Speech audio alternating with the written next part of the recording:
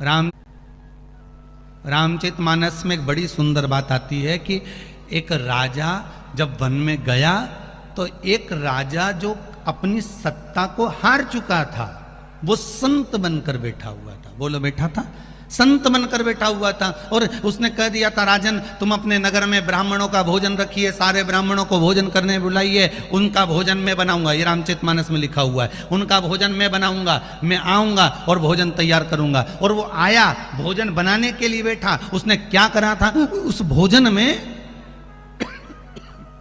मांस मिला दिया, उस भोजन में मांस मिला दिया।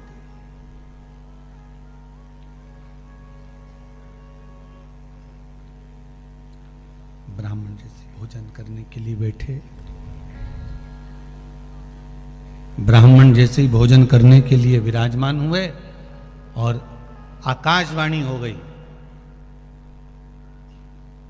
आकाशवाणी हुई कि इस भोजन को मत करना, इसमें मांस मिला।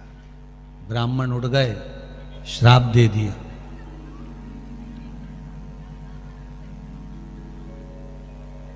कि तुम हमें यह मांस मिला हुआ भोजन करा रहे थे, श्राप दे दिया। जिसने बनाया उसको भी और जिसने खिलाया उसको। अब राजा की आंख में आंसू भरा हुआ था। राजा रो रहा था कि भोजन तो मुझे बनाकर हलवाई ने दिया है और वो भोजन मैंने खिला दिया है, तो मेरा जो दोष है उससे ज्यादा दोष इसको लगना चाहिए जिसने मुझे बनाकर दिया। बहुत सरल भाषा में समझा रहे हैं शंकर जी के इस तीसरे प्रश्न का उत्तर। आपने भोजन बनाकर दिया और उस भोजन में अगर कुछ त्रुटि रह गई, वो भोजन में कोई कमी रह गई, केश गिर गया, कंकर आ गया, उसमें कोई जीव गिर गया, समाप्त हो गया, तुमको भान नहीं हुआ, भोजन तुमने बनाया था, वो पितरों के लिए गया, आहूतों के लिए गया, वासुकों के लिए गया, वही भोजन ब्राह्मणों की थाली में भी गया। अब उसका दोष किसके माथे पर आएगा?